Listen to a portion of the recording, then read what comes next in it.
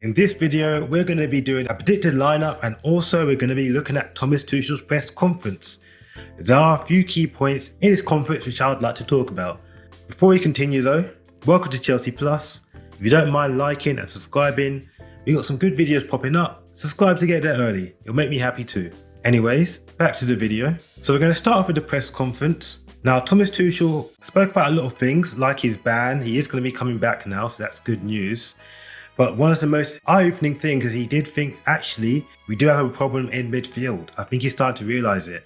With Kanté being injured, Kovačic's injuries, Jorginho's form right now, and I personally think his position was under a question mark a while ago, but his form right now is a little bit worrying. Conor Gallagher has a red card, and Ruben Loftus-Cheek seems to be our right wing back right now. There's a few question marks about who's going to be in the midfield. Now it looks like Kovačić is back, so I maybe think he will be starting. But if it's not him, it may have to be Ruben Loftus-Cheek, and he's been very good in that high up wing back / right mid role. So I'm really upset if you do change that here. Will Thomas Tuchel and Burnley be forced to put their hand in the market? Or will they be looking in the club, looking at Ethan Ampadu and Billy Gilmour? These players have good potential. I really do think they suit the system.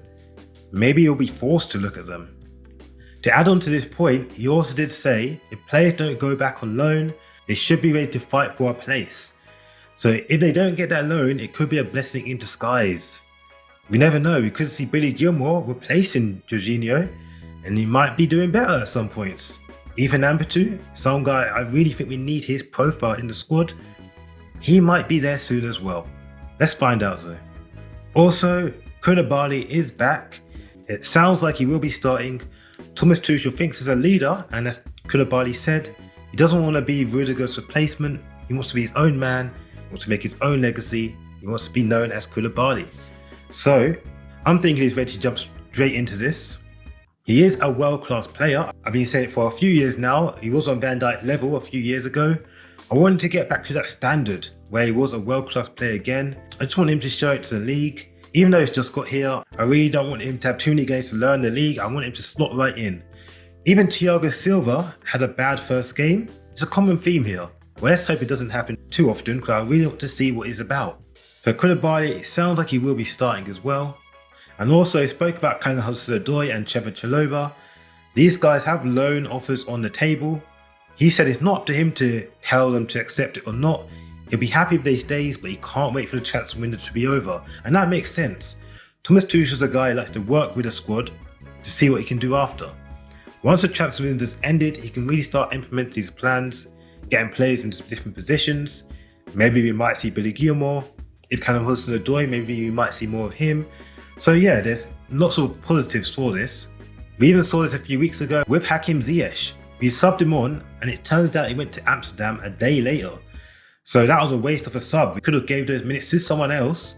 Well, that's what you get for having so much uncertainty with different players. We'll be talking about Hakim Ziyech in another video, so subscribe for that. And I'm going to show my predicted lineup. Tell me what you guys think. Now personally, I do think it will be a 4-4-2 like we did play last game. I really do think it's a good formation for us. It allows us to be a bit more attacking, but a little bit more risky, but I think we can do it. Even without a proper CDM, I do think the 4-4-2 is the way to go. I do know 3-4-3 is something that we technically do play as well, but we kind of hybrid in between the two. I'll show you both of them, but I do think in attacking wise, it will be a 4-4-2, because that'll be what I'll show it as. Now the back line, I go with a little bit of a controversial one. Reasons being, Thiago Silva, I do think he should be playing, but he has played a lot of minutes and he was holding his hamstring before. So I don't think he'll be playing this game. Koulibaly's time to shine and to make up for that red card. Also, another surprising one will be Ben Chilwell. I do think this is a good game to ease him into. Cucurella, I don't mind if he starts, to be honest, I love them both. If Cucurella does start, that'll be good for his form, get more game time, but I do think it'll be Chilwell. He needs some minutes. Cucurella can't be playing every game here, so I'm really thinking Chilwell will be playing. And it's obvious Reece James, I put him in that right back / right centre back / right wing back role. He plays all three of them in that position, so I put him there. I feel like he's a must. And I do think he will be the future captain there. He's getting to those levels. I see how he talks to people on the pitch, how he controls the game. He's a leader on and on the pitch pretty much. So I do think he may be a future captain for sure. Midfield, I've gone with the same kind of midfield other than Kovačić. Now Kovačić is pretty much the early controversial one. Is he injured? Is he not injured? Tuchel said some things where he said he may be injured, but I do think he will be coming back here, maybe just mind games. If not, I do think Ruben Loftus-Cheek will be in that position. But yeah, a double pivot or Jorginho and Kovačić. Jorginho picks himself, not because of form or he's the best player, but simply because he's the early guy we have in that role.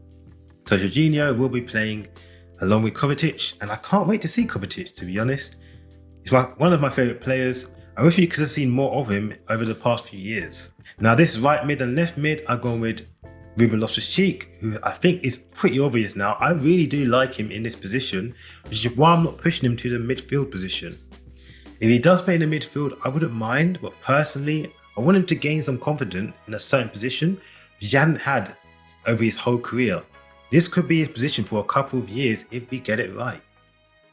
So Ruben Loftus-Cheek will be partnering Reece James on the right hand side, and on the left, I've gone with Mason Mount. He didn't have a good game last game, but we all know it's Mason Mount.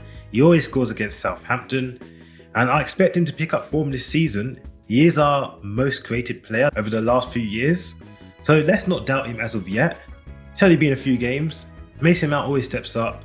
Maybe not for the big games, but for these games, for sure he does. And last of all, with the attack, Raheem Sterling, Kai Havertz, they picked themselves really, unless Broja gets a chance to play, which could be a surprise pick. But I personally do think these two will start to play together. They're picking up chemistry. I really am liking Raheem Sterling in this position. Definitely a breath of fresh air. And I'm really liking how he takes on the game here. Definitely the captain of the attack, I call it. He really controls the attack. He makes things happen. And everyone looks up to him up there. So Sterling it is. Kai Havertz. I mean, like I said, Broja could be replaced by Kai Havertz, but I really do think Kai Havertz will be playing this game. Positionally and his work rate's been good. But sometimes his touch, finishing ain't too good. It's almost like he's turning to a Timo Werner, where he's pressing a lot, but his touch is letting him down, and his finishing isn't too good as well. So it's kind of like he's getting the Timo Werner gene. But I still have confidence in Kai Havertz. Maybe this isn't his position, but I do hope he has a good game against Southampton, which he normally does do good against as well. Anyways, what do you guys think about my predicted lineup? Do you think Kovačić will start? Do you think Thiago Silva will start? Tell me in the comments below. Anyways, like, comment, subscribe, and peace.